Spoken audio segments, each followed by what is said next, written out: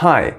In my previous video, I argued that the main reason why Rings of Power is so poorly received is the lack of love from the show creators. This lack of love is most evident on the scene level, and that is what I focused on. Today, I would like to take a step back and take a look at larger scale issues such as plot and themes of the show, and also see what, if anything, can be done about them. First, let's set the goals for the video and establish some rules. I will still focus on issues relevant to the general public, our beloved normie. This means that I won't try to actively fix all lore changes or political messaging unless they get in the way of storytelling. This channel is about writing, not politics. Maybe one day I'll voice my opinion about how politics affect writing, but it is not this day. If I were to start from scratch, I would ditch time compression entirely. I would like to focus on a few elven characters as they go through millennia as friends together, and as they see historical events unfold over centuries, with evil spreading slowly but inexorably, while mortals come into this world only to leave it in what seems like a blink of an eye. This type of storytelling would require some time jumps, and those time jumps should not be too common, maybe once a season or twice. This way, the viewers will have enough time to grow attached to the mortal characters that the elves meet and become close with. It would help the viewer to share in this elven pain when those mortals turn into distant memories. I think it's a shame that this show, while trying to be so ambitious in terms of the number of characters, locations, and plotline that it tracks, it still chickens out from the truly ambitious idea of spanning wide across time. What is even more unfortunate is that this show already has some cool ideas on how to manage those time jumps. One of the relatively few great moments in the show is when Galadriel looks at the old tapestry depicting a historic event that she, or at least Elrond, personally attended. It could have been an ideal time transition trick. Show us how they lived through some events and then kind of zoom out to show them looking at those events in historical chronicles, art, legends, songs, and so on. That being said, a complete rewrite is out of scope of this video, so I won't talk about it anymore. Fixing is more of a surgical task, where I try to effect minimal changes for maximal results. So I will keep the time compression and the main plot lines intact. Now, what exactly would I like to fix? The most important thing is the lack of momentum. It's common feedback that the show is boring. It has tricks to keep you hooked between episodes, like mystery boxes and cliffhangers and things like that, but it doesn't keep you invested during watching. Generally, this feeling of momentum is there when every event, everything that happens on screen propels the story forward. It causes something else to happen and it just moves and moves ahead.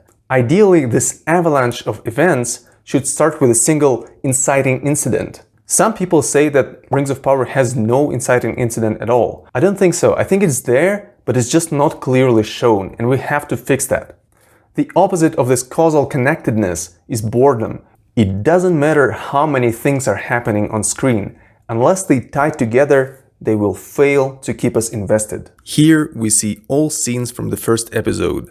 Now let's highlight the scenes that have a clear cause inside the show in green, and scenes that come out of nowhere in red. As you can see, we have a lot of things happening just because, and it creates a very disjointed narrative. The second issue is Galadriel. No matter how you look at it, her character is a huge miss. I get it that the writers are probably preparing some character growth moments, like when Galadriel takes advice from Halbrand to overcome her lack of communication skills, but it's just not the right character to do that. As of now, Galadriel is abrasive, socially inept, ungrateful, revenge-driven, generally off-putting, and on top of that, out of nowhere, she has an inexplicable, unhinged love for horse riding. She's lost all the magical feeling and wisdom that had been the staple of this character before. I think Galadriel should have been what is called an iconic character. Iconic characters, such as for example Gandalf, they don't need those typical petty human flaws. When they experience character growth, we don't want to see them learn how to handle their emotions or how to talk politely and not be an asshole. It should be something much more grand and awe-inspiring, like Gandalf's fight with Balrog, his self-sacrifice, his near death and then rebirth. Again, I don't want to fix the lore, but there are some themes that are key to recreating the Middle-earth feeling. In The Lord of the Rings, good characters are very direct. There is relatively little political intrigue or double-dealing going on. Unless somebody is losing their wits or is possessed or corrupted by the enemy, they openly speak their mind. Of course, there are disagreements and even prejudice, as when Gimli as a dwarf is the only one of the Fellowship who is requested to wear a blindfold when escorted to Lothlorien. But those conflicts are usually clearly stated and openly resolved. In the Rings of Power, people are very rarely frank. Everybody is mistrustful, secretive, and just mean. The show opens with a bullying scene in Elven Heaven. Gil-galad and Elrond are gaslighting Galadriel into believing that they don't know what kind of threat she's speaking about, while in fact they're well informed that she's right.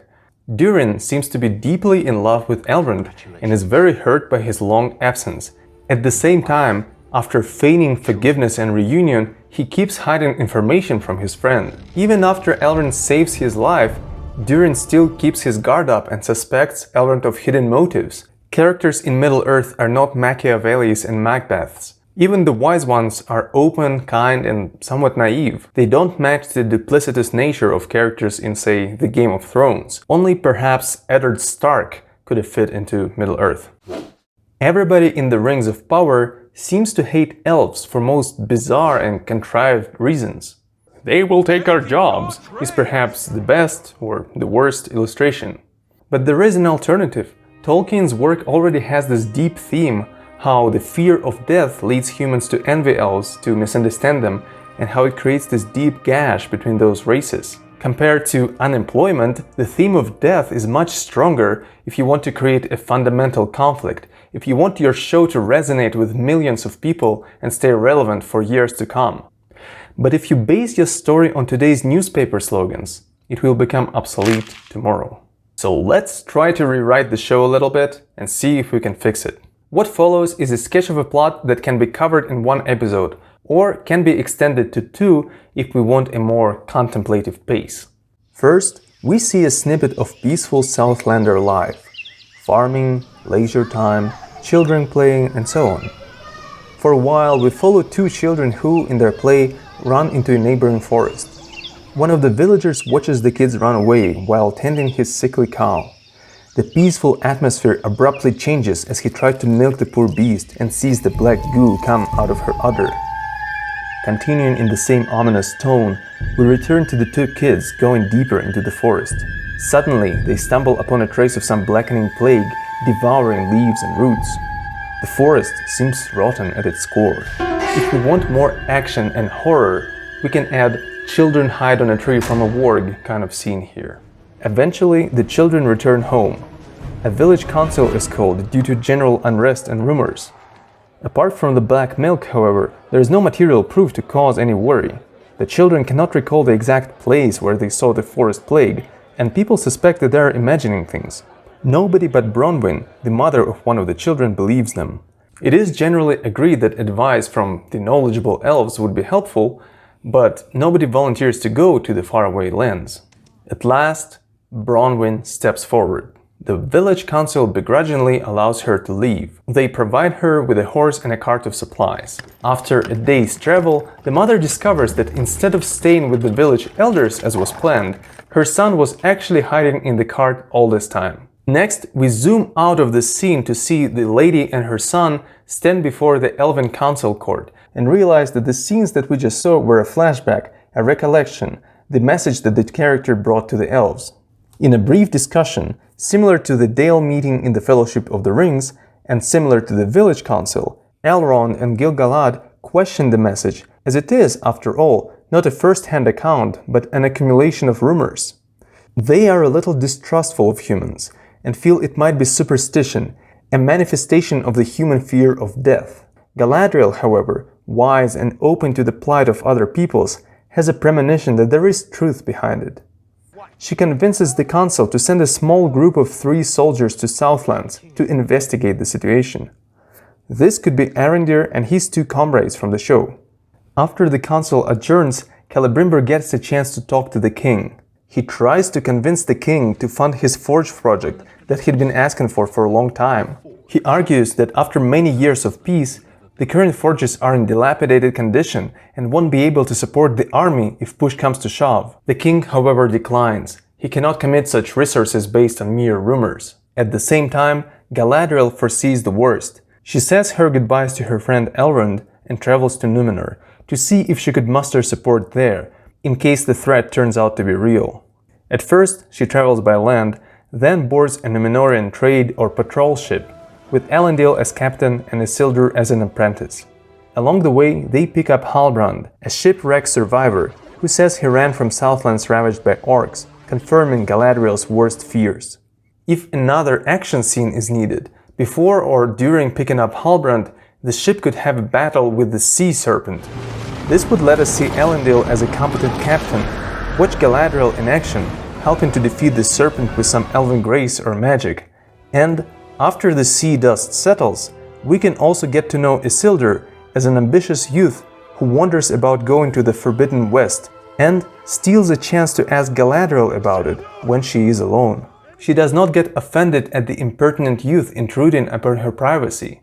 Instead, she shares her knowledge and we see her again as wise and kind. This is also one of those moments when we can give some lore information, so Galadriel could share some of the world history with us, and we can do so naturally as if she is telling it to Isildur.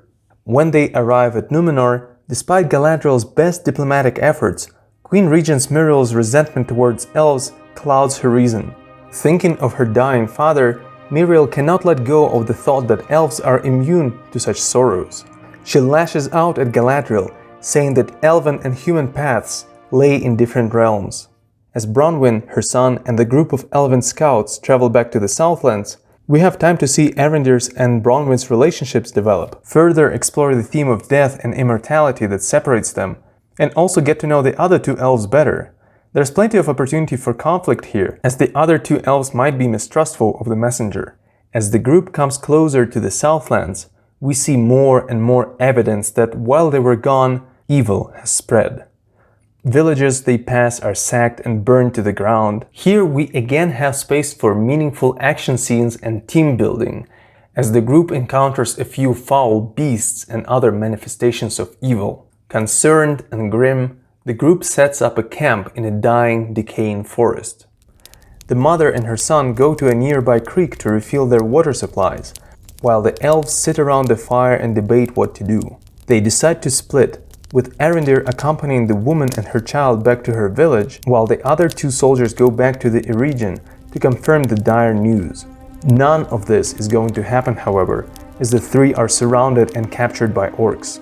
As the prisoners are dragged under the cover of the night into their labor camp, almost abandoning their hope, some of them raise their eyes to the sky and see a falling star burning across the heavens.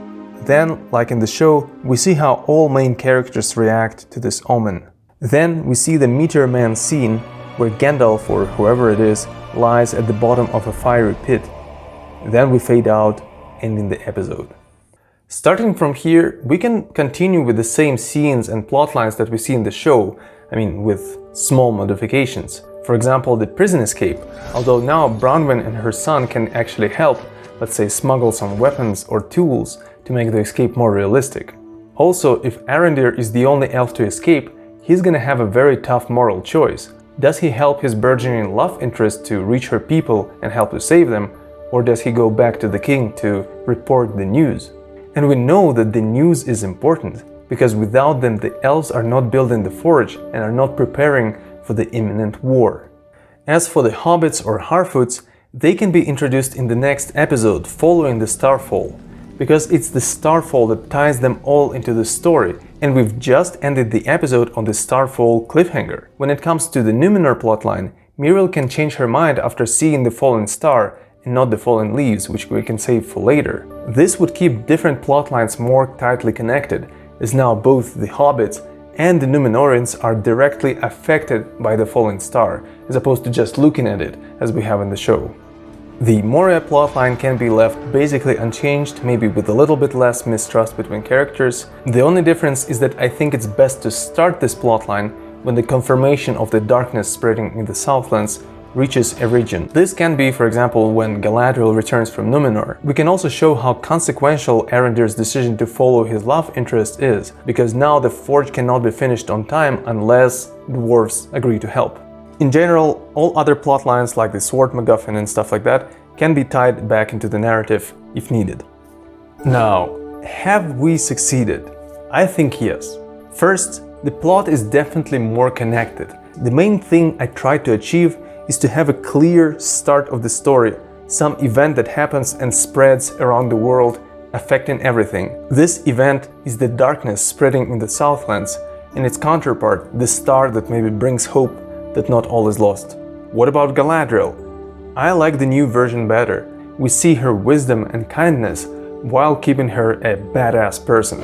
I think conflicts are also resolved in a more Middle-earth way. The people on the Elven Council, for example, still disagree with each other, but they do so through open, honest confrontation. Lastly, I think we did find a way to substitute tension around immortality instead of tension around unemployment, which I think is an improvement. Anyways, it was a long video, I didn't have time to cover everything, but I hope you liked my suggestions. If you have other ideas, please do share them in the comments, and see you around soon.